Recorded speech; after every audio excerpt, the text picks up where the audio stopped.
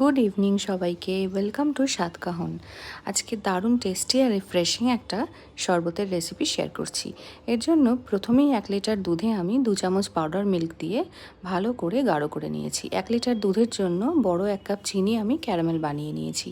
এর মধ্যে অল্প অল্প দুধ দিয়ে মিশ্রণটা আমি দুধের মধ্যে দিয়ে মিশিয়ে নিয়েছি। আগে থেকে একটু দুধ তুলে রেখেছিলাম, তার মধ্যে 2 চামচ ভ্যানিলা কাস্টার্ড পাউডার, অল্প একটু জাফরান দিয়ে মিশিয়ে নিয়েছি। এই মিশ্রণটা দুধের মধ্যে দিয়ে ভালো করে দুধটা আমি একটু ঘন করে নিয়েছি। এই কনসিস্টেন্সিতে রেখেছি। আগে থেকে অল্প একটু চিয়া সিডস আমি 10-15 মিনিট ভিজিয়ে নিয়েছিলাম। এবার সেই মিশ্রণটা আমি অল্প অল্প করে দুটো গ্লাসে দিয়ে দিয়েছি।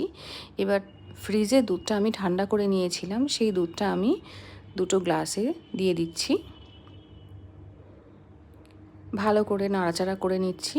এবার ওপর থেকে জাফরান, কাজু আর আলমন্ড ওপর থেকে দিয়ে ভালো করে গার্নিশ করে নিচ্ছি। রেডি আমাদের মালাই শরবত, দারুণ রিফ্রেশিং।